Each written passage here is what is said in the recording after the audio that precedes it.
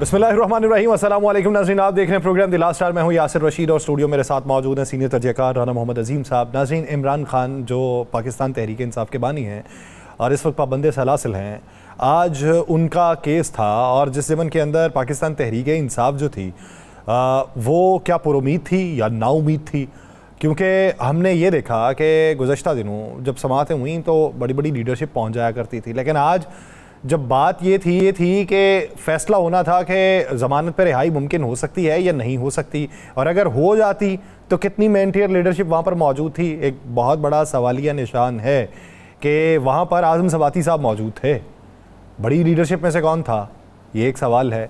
और आज अगर उस केस के हवाले से देखें तो बहुत सारे लोगों के जहनों में इबाम है। बहुत सारे लोग कहते हैं जी कि दूसरी बार जी सज़ा हो गई खान साहब को और उन्होंने उसी सज़ा को बरकरार रखा है। बुनियादी तौर पे उस सज़ा को बरकरार नहीं रखा गया। मरकज़ी केस जो है वो मरकज़ी अपील ये है कि वो जो 7 साल वाली सज़ा थी उसको कलअदम करार देने और इस केस को झूठा करार देकर खारिज कर देने की वो दरख्वास्त है। तो ये जो 2 दरख्वास्तें थीं जिसके ऊपर आज फैसला सुनाया गया, ये 2 दरख्वास्तें अलग से थीं और ये मरकज़ी दरख्वास्तें नहीं है। ये अलग से थी कि जब तक आप मरकज़ी अपील के ऊपर फैसला नहीं कर लेते आप तब तक सज़ा को मुअत्तल करें। दूसरी दरख्वास्त में यह था कि जब सज़ा मुअत्तल हो जाए तो ज़मानत पर रिहाई कर दें। तो जज साहब ने यह कहा है कि इस्लामाबाद हाई कोर्ट की डायरेक्शन है। पहली बात तो यह कि खातून होना जो है वो इस बात का जवाज़ नहीं है कि आपको ज़मानत पर रिहाई दे दी जाए। दूसरी बात यह है कि आप इस सज़ा का बहुत हिस्सा जेल में गुजार भी नहीं चुके, तो इस बुनियाद पर भी नहीं हो सकती। तो उन्होंने ये कहा कि इस्लामाबाद हाई कोर्ट की डायरेक्शन ये है कि मरकज़ी अपील के ऊपर फैसला होना है 1 महीने में, और सुप्रीम कोर्ट ऑफ पाकिस्तान के एक फैसले की रोशनी में कि जब मरकज़ी अपील लगी हुई हो तो फिर उस वक्त ज़मानत के ऊपर रिहाई नहीं दी जाती या सज़ा मुअत्तल नहीं की जाती। तो उन्होंने कहा जी मरकज़ी अपील सुनी जाएगी। अब मरकज़ी अपील के ऊपर जो समाअत होनी है वो 2 तारीख को होनी है और 12 तारीख तक उसका फैसला होना है। अब वो जो फैसला होगा उसके अंदर क्या होगा, लेकिन जो PTI के रहनुमा थे वो आए और उन्होंने कहा कि ये इंसाफ का कत्ल है, इंसाफ के मुनाफी है, हम इस्लामाबाद हाई कोर्ट में जाएंगे। अब खान साहब से जाके जिन्होंने मुलाकातें की हैं उनमें हसन रऊफ़ साहब हैं, शिबली फराज साहब हैं, सलार खान साहब हैं, शेख वकास अकरम साहब हैं, उन्होंने जाके मुलाकातें की। अब खान साहब की तरफ से क्या गाइडलाइन आई होगी इस पर बात करते हैं। राना साहब की तरफ बढ़ते हैं।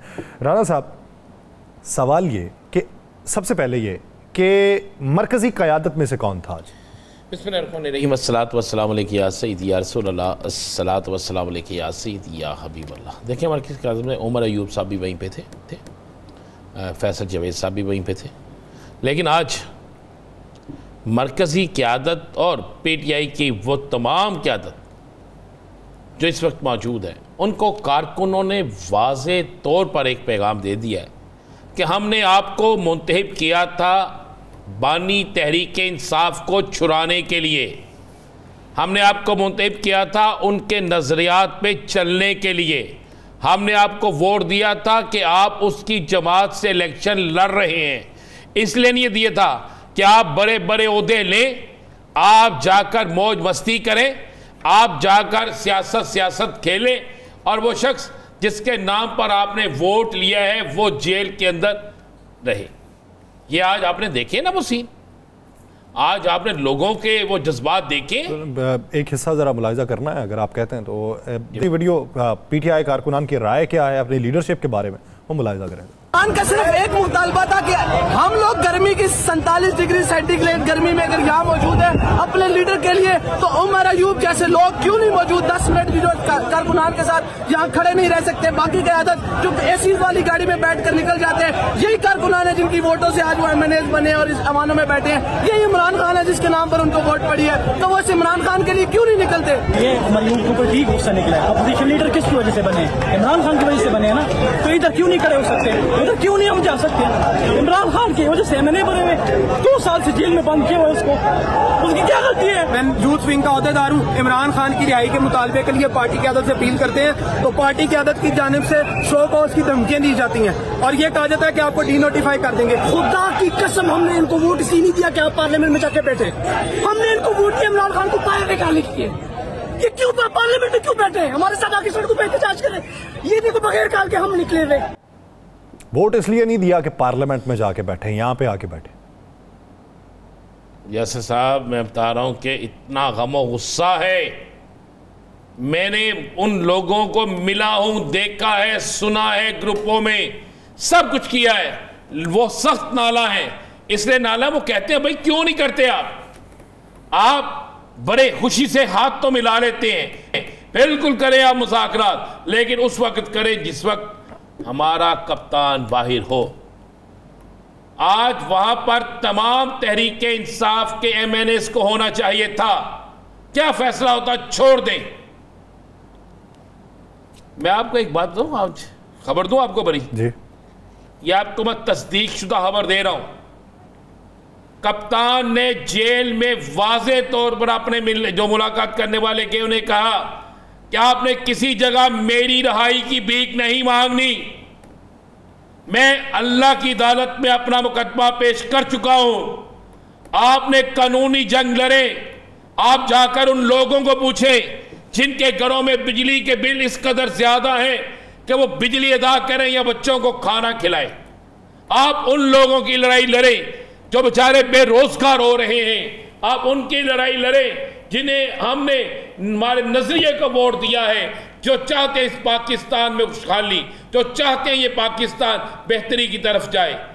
कप्तान ने आज स्टैंड लिया और कप्तान का एक बड़ा करीबी साथी कहता है कि कप्तान ने इस फैसले को जब हमने कप्तान तक पहुंचाया तो कप्तान ने मुस्कुराते हुए आसमान की तरफ देखा और कहा, अल्लाह तेरा शुक्र है, तूने बहुत सी चीज़ें बेनकाब करना शुरू कर दी। कहा कोई बात नहीं, ये क्या समझते हैं इससे मुझे तोड़ लेंगे, नहीं टूटूंगा, मैं तैयार हूं जहनी तौर पे। आप मत कानून को तोड़िए, आप मत गैर कानूनी काम करें, लेकिन जो काम आपने करना है वो कर दें। वो काम है वो जो मेरा नजरिया था, वो काम है इस पाकिस्तान को असल पाकिस्तान बनाना। वो काम है कि पाकिस्तान के लिए काम करें, पाकिस्तान के लिए निकलें, बेरोजगारी के लिए निकलें। या सर आपको पता है PTI का कारकुन आज के दिन में PTI का कारकुन, आम शहरी सब ये सोच रही है कि यार ये हुआ क्या है, कोई तसव्वुर नहीं कर सकता था। आपने तो एक तशरीह कर दी ना जी कि ये फाइनल अपील नहीं है, वो मरकजी अपील नहीं है, ये आम आदमी को तो नहीं पता। नहीं। मैं माजरत से भी एक बात कहता हूं, हम तो चूंकि हक और कानून की बात करेंगे, जहां पे जो गलत होगा उसे गलत कहेंगे, जहां पर जो ठीक होगा उसे ठीक कहेंगे। यासर साहब, इससे हट के कोई बात नहीं होगी।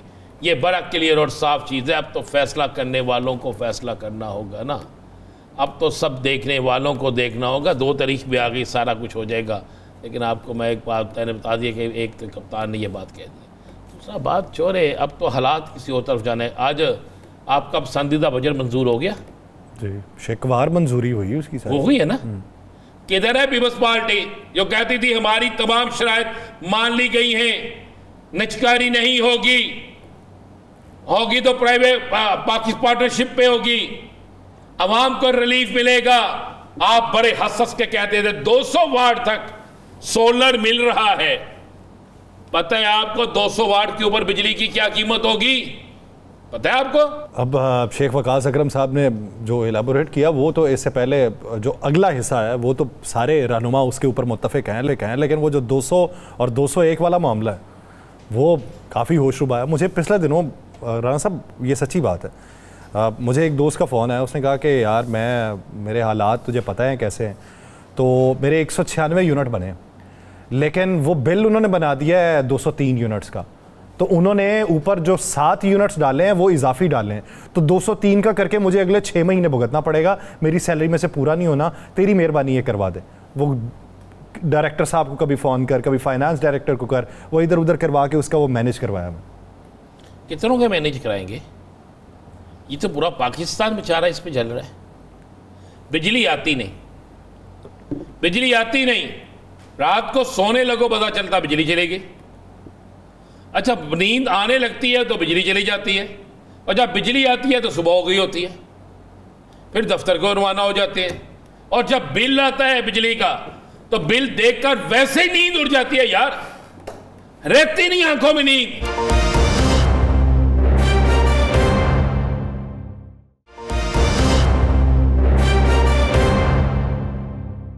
सियासी जमातें जिन्होंने बजट के हक में वोट दिया है, ये आगे जवाब देना आवाम को।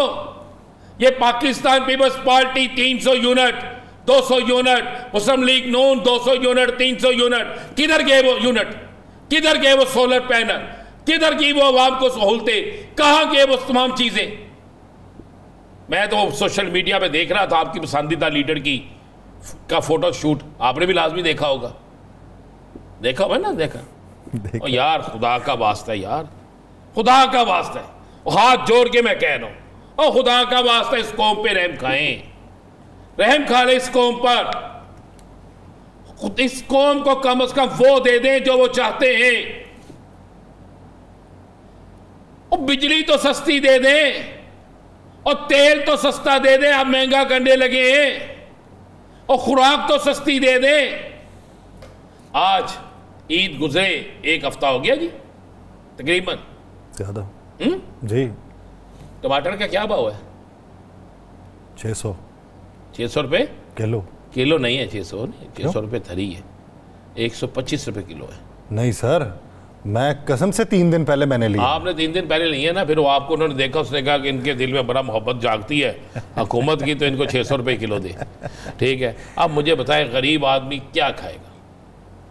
गरीब आदमी को ना आप इस तरह करें, हुकूमत इस तरह करे कि आपने वो बंद तो कर दिए बानी तहरीक इंसाफ के, आपने वो जितने उन्होंने खोले हुए थे लंगर खाने वो भी आपने बंद कर दिए। फिर आप इस तरह करें, कश्ती लें, इस तरह मैंने कैसे शेख साहब से कहा था, जो इतने बड़े कंटेनर आए हैं, और बड़े इस कौम को कंटेनर में फेंक दें, हमें कहीं फेंक दें, गलियां हो यनसूनिया के बिच आप ही फिरो ना, आपको कोई नजर आए। एहतजाज करना जुर्म है, बोलना जुर्म है, महंगाई पे बोलना जुर्म है। मौका ठीक लिखते हैं लोग कि कहां गए वो लोग जो महंगाई पे बोलते थे, कहां गए हैं वो लोग जिनको महंगाई नजर आती थी, अब क्यों नहीं बोलते? एहसन इकबाल साहब कहा करते थे IMF को हमारे ऊपर मुसल्लत कर दिया, ये गद्दार है। बिलावल भुट्टो साहब जब पाकिस्तान तहरीक इंसाफ के दौर में बजट पेश किया गया था तो उन्होंने कहा कि ये IMF का बजट है, इसे फाड़ के फेंक देना चाहिए, और अब हमारे वज़ीर आज़म कहते हैं कि IMF के मुताबिक हमें बजट बनाना पड़ेगा। वो कहते हैं ना, मजनू जो करे दिल इंसान की हकीकत शौक़ ये गुफ्तार पे तनकीद का हक है। मैं शिकायत नहीं करता, याद दिलाता हूँ, कबूले हुए इकरार पे तनकीद का हक है। ये इनके लिए है, ज़रा इनको इनकी तकरीरें सुनाएं, इनको सुनानी चाहिए। हमें प्रोग्राम में बार बार इनके ज़मीर को झंझोड़ना चाहिए, क्योंकि ये कौम जो है ना, कौम जो हमारा आपका मेरा टीवी शो, बाकी टीवी शो देखती है, वो इस आज से देखती है कि हम उनकी बात करेंगे। हम किसी के खिलाफ बात नहीं कर रहे, हम याद दिलाना चाहते हैं कि ये भी ईमान का एक हिस्सा है। सच बोलना, आवाम से जो आप वादा करते हैं उसे पूरा करें, नहीं पूरा कर रहे। इनके पास एक ही काम है, बस इनके पास एक काम है, ढूंढो यार इमरान खान पर कौन सा मुकदमा डालना है, ढूंढो उसे कितनी देर जेल में रखना है। और खुदा के बंदो, तुमने तो ये आलम कर दिया है कि अब हर दूसरा शख्स इमरान खान है, हर दूसरा शख्स जो है वो तहरीक इंसाफ में शामिल है, हर दूसरा शख्स उस नजरिए के साथ है। आपने 8 फरवरी को नहीं देखा, अब भी आप इंतखाबात करा के देख लें, जेन्युइन इंतखाबात। आज वो कह रहे थे जी हम अमेरिका के खिलाफ भी को मजम्मती करारदाद पेश करेंगे, और सदके जाओ ख्वाजा आसिफ से पूछो, पहले ख्वाजा आसिफ से पूछ लिया उन्होंने। तो ख्वाजा आसिफ साहब ने तो कह दिया कि उसी ऐवान ने तो उनकी करारदाद भी पास की। मतलब पूछे फिर वो यूरोपीय यूनियन, बरतानिया, वो जो बातें कर गए हैं, तो फिर वो सबके खिलाफ ले आए ना, सबके हम सुपर पावर बन रहे हैं सर, खुद मुख्तार होकर। सुपर पावर बोल समझा दो ना, बराबरी की बुनियाद पर बात करेंगे। कौन इंटरवीन कर सुपर पावर है? कौन इंटरवीन कर सकता है? सब कहते हैं लाए नहीं चलाया कल वाला फिर बयान जो हमने कल भी चलाया था, चलाया ख्वाजा आसिफ का बयान। क्या कहते थे ख्वाजा आसिफ साहब?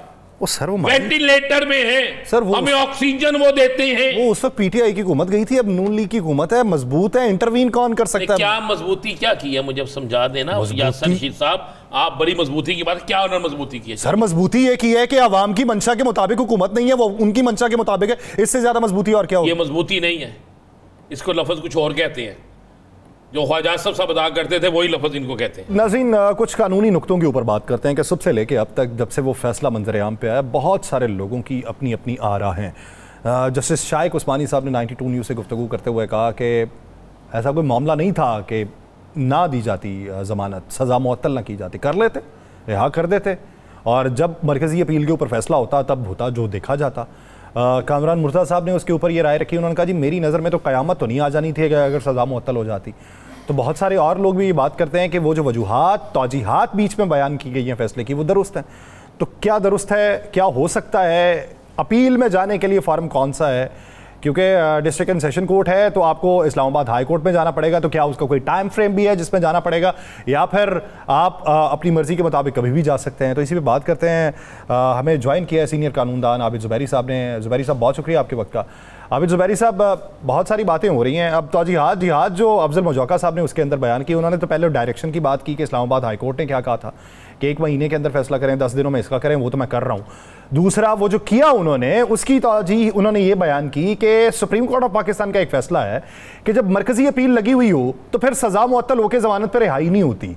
तो ये तौजीह ये किस फैसले की निशानदेही करती है? बिस्मिल्लाहिर्रहमानिर्रहीम। मैं नहीं समझता कि उनकी ये जो फाइंडिंग है ये सही है। देखिए, हर केस का अपनी नौयत होती है। इसकी नौयत है कि ये जो जुर्म था जिसके लिए इनको चार्ज किया गया और सजा हुई है वो बेलेबल ऑफेंस था, और ये इनके तो पहले ही बेल हो जानी चाहिए थी। लेकिन जिस तरह से वो कुदरतुल्लाह जज साहब ने इस केस का फैसला किया 2 दिन में करके उनको 7 साल की मैक्सिमम सजा दे दी उठा के इमरान खान साहब को, उनकी ज़ौजा को, तो ये मैं कहता हूँ ये तो बिल्कुल ही गलत फैसला था। नहीं, वो तो उसमें लिखते भी हैं कि ये काबिले जमानत जुर्म तो है, लेकिन ये इस बात की सदाकत नहीं है कि जमानत दे दी जाए। नहीं, लेकिन वो बात देखें, जहाँ बेलेबल ऑफेंस होता है वो तो एज ऑफ राइट आदमी का होता है, लेकिन नेचुरली कोर्ट उसके बावजूद भी देखती है, कोर्ट की सवाबदीद होती है वो दे या ना दे। लेकिन जो मेन इशू जो 2-3 चीजें थी जो जज साहब को देखनी चाहिए थी, सही कहा शाइक उस्मानी साहब ने और कामरान मुर्तज़ा ने, कोई आसमान नहीं गिर जाता अगर उनको आज वो सस्पेंड कर देते तो हतमी फैसला तो उनका है। लेकिन बाज दफा कोर्ट ये भी मुड़ के देखती है कि जी अब तो मैं मेन अपील ही सुननी है, कोर्ट ने सुननी है, तो क्यों हम इसको इस वक्त वो करें। लेकिन इशू ये है कि इस केस को देखना चाहिए था कि ये केस जिस तरह से इसका फैसला हुआ, फिर उसकी अपील जिस तरह से हुई, और जिस दिन फैसला होना था उस दिन उनके वो साबिक शौहर ने एक जाके हंगामा किया, जिसके बाद उन जज साहब की हिम्मत ही नहीं, उन्होंने फैसला ही नहीं सुनाया।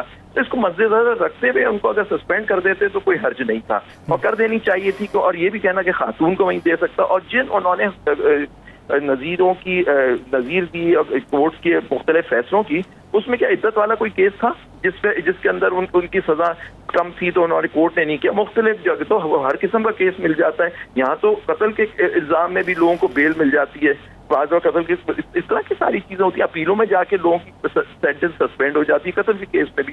तो ये देखिए ना, इस तरह की बात करना, क्योंकि देखिए क्योंकि जब हमने देखा कि हुकूमत ने किसी और केस में उनकी गिरफ्तारी नहीं डाली तो लोग आम ये था कि ये सस्पेंड नहीं करने जा रहे। मतलब इस तरह की तो कयास आ रही होती हैं। 2 दिन पहले अभी मैं प्रोग्राम में था, उसमें राना सनाउल्लाह साहब ने कहा अभी हम किसी और केस में उनको पकड़ लेंगे। मतलब ये तो कोई फैक्ट्री लगी हुई है कि उनको बंद कर देंगे, कोई और केस 8-10 महीने से एक आदमी जेल में, उस पर एक और केस लगा देंगे।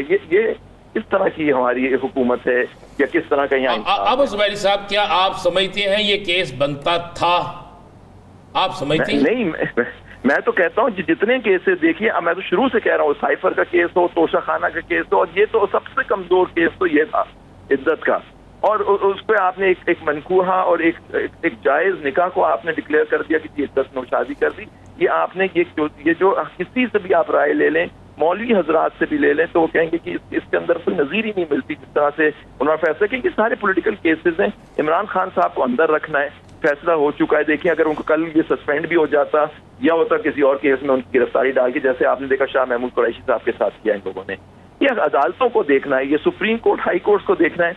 इस तरह की जो इनके केसेस हैं, उनके खिलाफ एक जनरल ऑर्डर होना चाहिए कि कोई केस में गिरफ्तारी कोर्ट की परमिशन के बगैर नहीं होगी। जो पहले नजीरें मौजूद हैं, जरदारी साहब की, शहीद बेनजीर भुट्टो की, इन सारे केसों में कोर्टों ने और मुख्तलिफ पॉलिटिकल लीडर्स की जनरल ऑर्डर पास किया था कि जी इनकी कोई गिरफ्तारी नहीं दिखाएंगे आप कोर्ट की इजाजत के बगैर।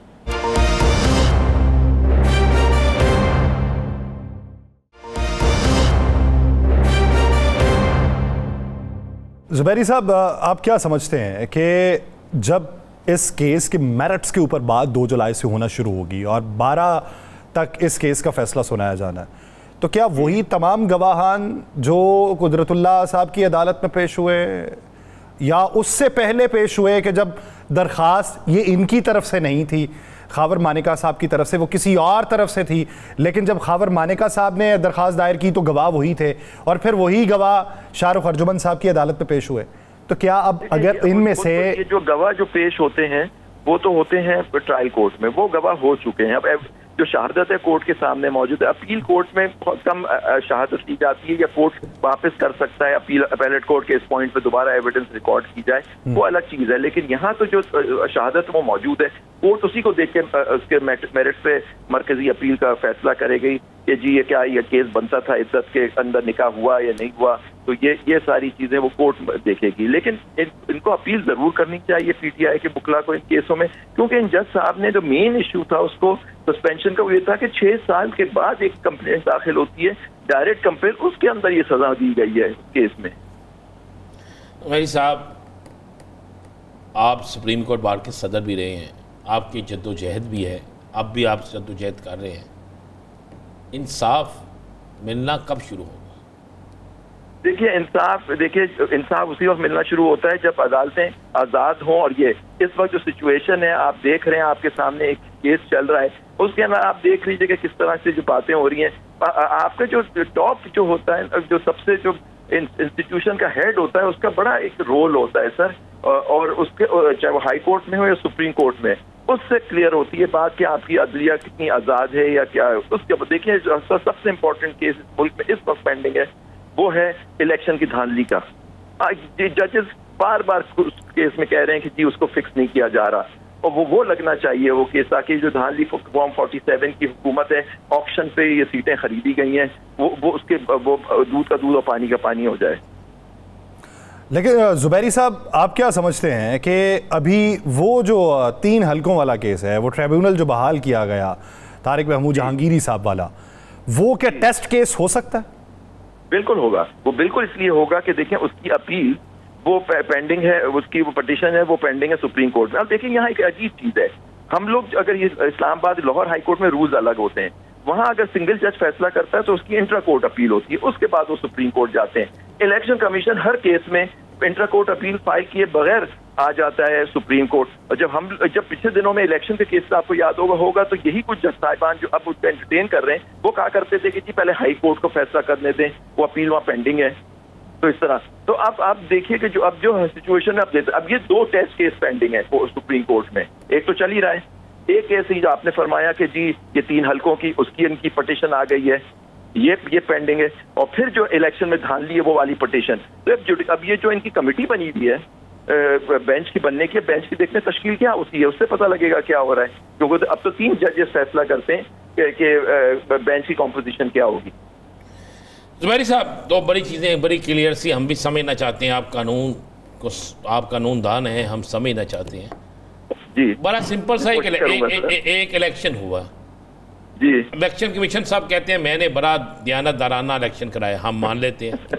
अगर उस पर कोई बंदा ऑब्जेक्शन लगाता है तो उस ऑब्जेक्शन को सुनना भी उन्हीं का फर्ज है। अगर इलेक्शन बिल्कुल ठीक हुए हैं तो फिर जिस हाईकोर्ट के जज साहब के पास केस लगा है उससे बदलने की क्या तुक बनता है? नहीं, आप ये देखिए कि ये बदला कैसे गया। पिछले साल 2023 में राजा आपको याद होगा, ये पहले लॉ यही होता था कि रिटायर्ड जजेस ट्राइब्यूनल के हेड होंगे, आपको याद होगा 2023 में ये जो आपके पीडीएम की हुकूमत थी और ये लोग थे, इन्होंने इसको तब्दील किया एक्ट को, उसमें कहा कि नहीं अब सिटिंग जज होंगे, ये 2023 में हुआ है।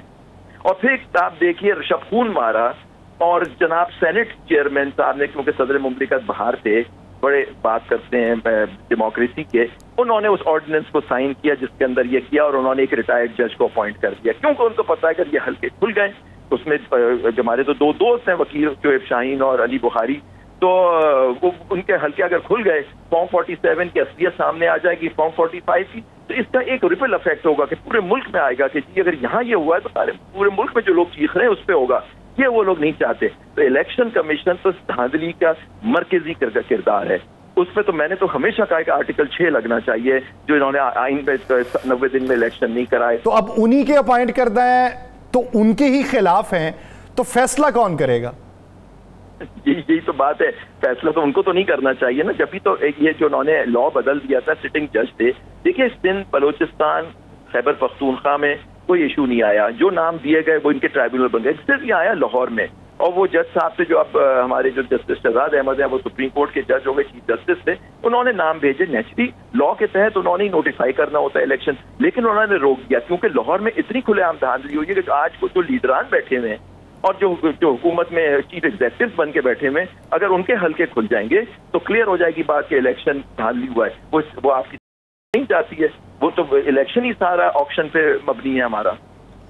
अच्छा, एक केस जो चल रहा है बड़ा मारूफ तरीन केस महसूस नशिस्तों का, हम रोजाना उसमें बड़े बड़े मजेदार से रिमार्क सुनते हैं, और आज इलेक्शन कमीशन साहब के वकील तो बिल्कुल सुध-बुध हो गए ना। जाहिर बात, उन्होंने कल इतनी बदतमीजी भी की थी, सुना, जबकि इतना वो डिसेंट आदमी है। तो आप क्या समझते हैं कि क्या नजर आ रहा है आपको इस केस में? देखिए, मैं तो समझता हूँ कि इसके अंदर कुछ गलतियां एक पॉलिटिकल पार्टी की भी है, पीटीआई के। अब देखिए, मैंने सुना कल उन्होंने एप्लीकेशन दी पार्टी बनने की। भाई आपने आपका स्टैंड, तो मैं तो शुरू दिन से कह रहा हूँ कि इन्होंने जो स्टैंड लिया, इन्होंने जो एक शामिल हुए SIC में, ये गलत फैसला है, क्योंकि इनको जरूरत ही नहीं है। आपसे सिंबल लेने का मतलब ये थोड़ी हो कि आप इंडिपेंडेंट हो गए। अगर इलेक्शन कमीशन ने आपको इंडिपेंडेंट डिक्लेयर किया तो आप उसको चैलेंज करते, आप कहते कि हम इंडिपेंडेंट नहीं है। हम लोग पॉलिटिकल पार्टी, हमारे फॉर्म जो भरा गया है एक पॉलिटिकल पार्टी का है, मैंने एफिडेविट दिया कि मैं एक पॉलिटिकल पार्टी PTI का हूं, तो मुझे इंडिपेंडेंट आप कैसे डिक्लेयर कर रहे हैं? मुझे किसी कोई पार्टी में शामिल होने की जरूरत नहीं। लेकिन अगर सुप्रीम कोर्ट ने एक फैसला करना है, देखिए सब जुडिस मामला है, वही डिसाइड करेंगे। मुख्तलिफ वो तो उसमें बात हुई ना, उन्होंने कहा जी कि आपसी नशिस्तों को छोड़ दें। 6 वाले जो हैं वो जिस तरह उन्होंने बात की हामिद रजा साहब के बारे में कि इनको मीनार कैसे दे दिया, तो उन्होंने कहा जी एंड वाली जो दरखास्त थी उसमें ये कहा गया था। उन्होंने कहा जी बात तो कागजात नामजदगी के वक्त की होती है कि उस वक्त क्या बात की गई थी, हमने तो वो देखनी है, एंड वाली दरखास्त थोड़ी देखनी है। लेकिन उसमें देखिए, आज आप देखिए, उन्होंने PTI, आज उनको हुक्म था इलेक्शन कमीशन को कि वो उनके रिकॉर्ड लाके देंगे। सुना है कि आज PTI का रिकॉर्ड उन्होंने पेश नहीं किया, छुपाना चाह रहे थे, नहीं किया। लेकिन उधर सवाल ये हुआ है कि 80 लोगों को छोड़ दें। 6 लोग तो वो थे जिन्होंने दरखास्तें भी बाद में नहीं दी, उन्होंने तो पार्टी पर्सन ही खुद को जाहिर किया हुआ है और पार्टी के साथ में लेटर लगे हुए हैं। उनको किस बुनियाद पे आजाद का? ये केस जब शुरू हुआ था, मुझे तो पर्सनली शायद आपको मालूम है, नहीं मालूम थी कि उन्होंने फॉर्म जो भरा था उसमें अपने आप को SIC का डिक्लेयर किया था। हमें तो ये इंप्रेशन दिया गया था कि इन्होंने इंडिपेंडेंट लड़ाए, लेकिन उनका एफिडेविट अब सामने आ गया। जब उन्होंने फॉर्म भरा, उन्होंने कहा मैं सुन्नी इत्तेहाद काउंसिल का चेयरमैन हूँ, मैं और क्योंकि वो खुद कह रहे थे कि मैं कहीं छुपा हुआ था, इसलिए मेरी मुश्किल थी, मैंने बड़ी मुश्किल से कागजात जमा कराए। तो अब ये देखिए ना, वो एक पार्टी में आ गए। लेकिन यहाँ इशू ये है कि कोर्ट इस नतीजे पर पहुंचती है कि इलेक्शन कमीशन का ये फैसला गलत था कि इनको आजाद उन्होंने डिक्लेयर किया, तो फिर क्लियर कर दे कोर्ट के जी, फिर ये तो अपने खुद ही इंटाइटल है, इन्होंने तो लिस्ट भी दी। इसी में आरोज भाई साहब मैं कि तकरीबन हमारे मोहसिन जजेस साहब बार बार कह रहे हैं कि इलेक्शन कमीशन ने उनके फैसले की गलत तशरीह की, ये वो बार बार कह रहे हैं। फिर सलमान अकरम राजा साहब ने जब एप्लीकेशन दी कि मुझे तहरीक इंसाफ का मैं उम्मीदवार हूँ, तो इलेक्शन कमीशन ने उससे भी मुस्तरद कर दिया जी। ये सारी चीजें ऑन रिकॉर्ड है, तो फिर इसमें फिर मैं वही कहना चाह रहा हूँ, मैं वही अर्ज कर रहा हूँ, वही चाह रहा हूँ मैं जानना, अवाम भी जानना यही चाह रही है कि जब ये सारा कुछ है, हमें अवाम कहती है, सियासी जमातें कहती हैं हमें तो अंधा इन्होंने किया है, तो जिसने अंधा किया सजा उसको मिलनी चाहिए सियासी जमातों को। बिल्कुल सही, बिल्कुल उन्होंने अगर गलत इंटरप्रिटेशन दी उस बल्ले वाले केस की, तो ये बिल्कुल उनके ऊपर वो जिम्मेदार हैं, ये पॉलिटिकल पार्टी जिम्मेदार नहीं है। दूसरी बात है कि SIC, मैं तो कहता हूं कि PTI एक पार्टी थी, उन्होंने इलेक्शन उस पर लड़ा और उन्हीं को वो सीटें मिलनी चाहिए। और अगर उनको हर हाल में, क्योंकि अवाम ने उनको PTI को वोट दिया, जबकि टीडे करेले उनको दे दिए गए थे उनके सिंबल, लेकिन फिर भी वो उन्होंने उसकी सब्जी बनाई और अच्छी बनाई है। चलें, उम्मीद करते हैं इन ख्वाहिशात के साथ, दुआ के साथ कि पाकिस्तान में तकसीम खत्म होनी चाहिए, एक बन के हम आगे निकलें तो कोई बेहतरी का रास्ता ढूंढ सकते हैं। बहुत शुक्रिया आबिद जुबैरी साहब इस हवाले से अपना वक्त देने के लिए। ब्रेक लेते हैं, ब्रेक लेने के बाद सायरा बानो साहिबा हमें ज्वाइन करेंगी, कहीं नहीं जाएगा। Stay with us.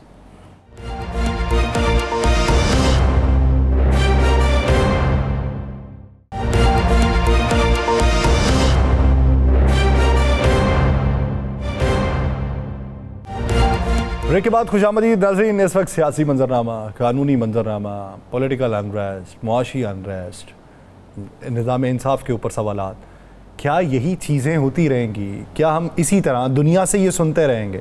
दुनिया को हम पैगाम तो देते हैं, बहुत सारे देते हैं, दुनिया से सीखने की भी बात करते हैं, बेशुमार मौक़ों के ऊपर हमारे स्टैंड्स कुछ और होते हैं, वक्त के साथ साथ वो तब्दील हो जाते हैं। वो तब्दीली की वजूहात जो हैं वो हम मंतकी बुनियाद के ऊपर कुछ और बताते हैं और उसके असरात कुछ और निकलते हैं। हम ऐसे हैं कि जो उम्रू अयार की ज़ंबील के अंदर हाथ डालते हैं और अपनी मंजी से कुछ भी निकाल सकते हैं, और हम ऐसे हैं कि जो सामने पड़ा होगा उसको भी साबित नहीं होने देंगे कि ये सामने कुछ है भी, और उसे कहेंगे कि तुम्हारी नज़र का धोखा है, ऐसा कुछ भी नहीं है।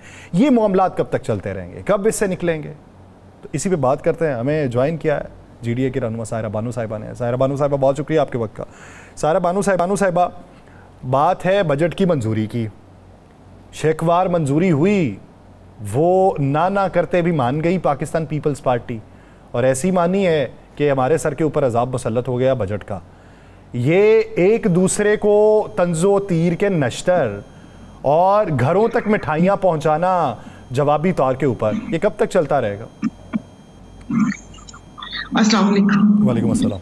आजकल के जो हालात हैं, कुछ भी समझ नहीं आ रही कि ये क्या चल रहा है और ये कब तक चलता रहेगा।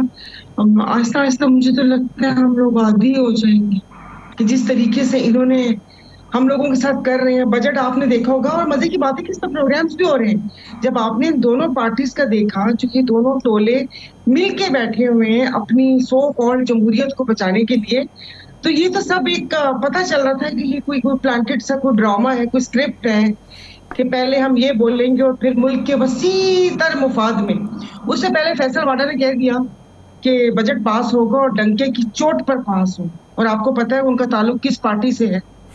मतलब जो यहाँ बैठी हुई उन पार्टी से नहीं, उनका ताल्लुक किसी और पार्टी से ही है। तो उनकी जो खबरें होती हैं वो बड़ी मुस्तनद होती हैं। तो इन्होंने तो करना था बस ये थोड़ा सा, खुदा जाने, अब तो लोग समझ चुके हैं, सबको समझ आ चुकी है, अब ये ड्रामे क्यों कर रहे हैं। बाकी ये कि वो खरबूजा छुरी पे गिरे या छुरी खरबूजे पे गिरे, मरना हम आवाम नहीं है। बिजली के बिल दे दे के लोग पागल हो चुके हैं। मतलब जो हम लोग समझते थे कि अच्छा जी मिडिल क्लास है, हम लोग आराम से ये सब चीजें अफोर्ड कर सकते हैं, अब तो हमारी भी चीखें निकल चुकी हैं। अच्छा मुझे बताइएगा, वो तो आपने सोशल मीडिया पे एक फोटो शूट देखा है? वो तो देखें, जब से हुकूमत आई है पंजाब की, आप जिधर बैठे हुए। अच्छा मैं आपको बता रहा हूँ ना, मैं देख रहा हूँ, मैंने पहले अभी मुझे नजर नहीं आया वो किसका फोटो शूट था, लेकिन पहले मैं समझता रहा जब सोशल मीडिया पे आया कि किसी बहुत बड़ी फिल्म की कोई शूटिंग हो रही है। मैंने कहा पता नहीं शायद ये तुर्की में हो रही है, लेकिन बाद में मुझे नजर आया कि वो है क्या। तो क्या ये पहले भी होता था? आप तो हुकूमत का हिस्सा नहीं है ना, ये होते थे शूट ऐसे? बिल्कुल भी नहीं होते थे इस तरह के बाकायदा कोई ऐसे फिल्म बंदी हो। अब तो जाहिर है, अब आपको क्या उनकी फिल्म होने पर शक है क्या? इतनी बड़ी फिल्म मुसल्लत कर दी गई मुल्क के ऊपर जो हम देख रहे हैं, तो ऐसे ही होगा कि आप वो कहते हैं कि छोटी छोटी चीज वो होगी। अफसोस होता है। उसी से रिलेटेड मुझे एक क्लिप याद आ गया, जो एक अभी हमारी नहीं, पड़ोसी मुल्क की जो फिल्म स्टार बनी है वो मेंबर, तो उनसे जब बजट के बारे में सवाल किया तो उन्होंने बोला इन सब का मुंह तोड़ जवाब मेरी अगली आइंदा आने वाली फिल्म में है। उस फिल्म को आप देख और उसमें सब कुछ पता चल जाएगा। अब बंदा पूछे, जब आप पर्दा क्या कहते हैं, पर्दा सीनी बोलते हैं, कुछ ऐसे बोलते हैं, उनके अदाकारों को उठाएंगे तो यही होगा। तो वो मुझे बड़ी मुमासलत सी नजर आई। तो अब समझ आइए कि अब वो जो सियासतदान होते थे या वो थे, वो सब कुछ हो गया। अब सिर्फ जो दिखता है वो बिकता है। पता नहीं, खुद ही देख देख के खुश होते रहते, हमें तो कोई खुशी नहीं होती। जिनके घर में खाना वो तो कहते हैं कि आप खाने की बात करते हैं। हम पंजाब भर के स्कूलों में बच्चों को दोपहर का खाना फ्री देंगे, हम उन तक पहुंचाएंगे, हम तालीम से आरास्ता करेंगे उन्हें। तालीमी बजट जो है वो हम मुख्तस कर रहे हैं। ये फी बजट 25 करोड़ का फी बंदे का कितना बजट आया तालीम का? मैंने तो सुना था पता नहीं कोई 125 रुपए या कुछ इस तरह यूं करके आया है।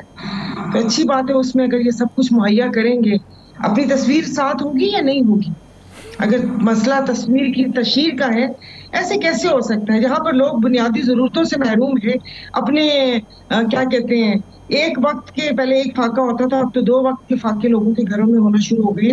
इस किस्म की चीजें, भाई आप कोई ऐसा ठोस कदम उठाएं जिससे लोगों की जो जिंदगी है वो बेहतर हो। पता नहीं मैं क्या कह सकती हूँ, आपको बोल तो दिया। अच्छा ये तो बता दें, वो पीटीआई के दौरे हुकूमत में जब आप उनके इत्तेहादी थी तो इमरान खान जो हैं वो बड़े अमेरिका के ख़िलाफ़ बोल रहे थे, वो कह रहे थे अमेरिका मुदाखलत कर रहा है, ये सारा कुछ हो रहा है। वो आजकल तो ये कह रहे हैं कि अमेरिका मुदाखलत कर रहा है, हम अमेरिका के ख़िलाफ़ करारदाद लेकर आएंगे। ये क्या हो गया अचानक से?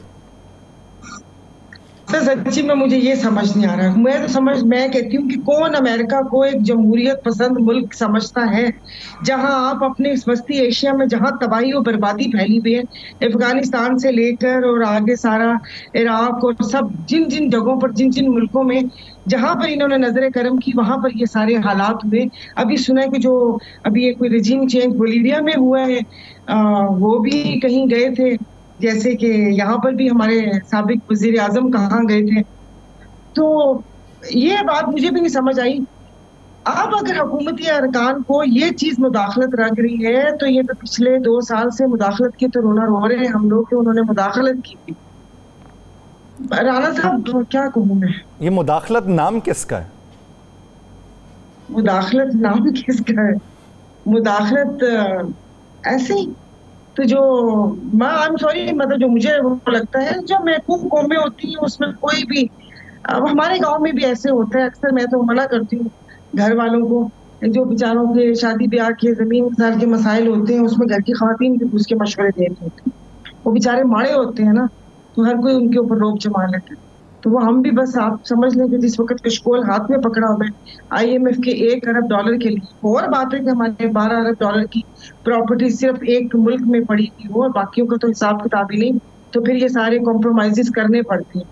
तो या तो आप वहां पर उनके सफीर को बुलाकर, वो हर पार्टी के लीडर से मिलता है, उसके बाद आप उनको गवादर भी लेकर चले जाते हैं, जिससे आप अपने देरीना दोस्त को नाराज भी करते हैं और आप टॉप प्रायोरिटी से अप्रायोरिटी पर आ जाते हैं।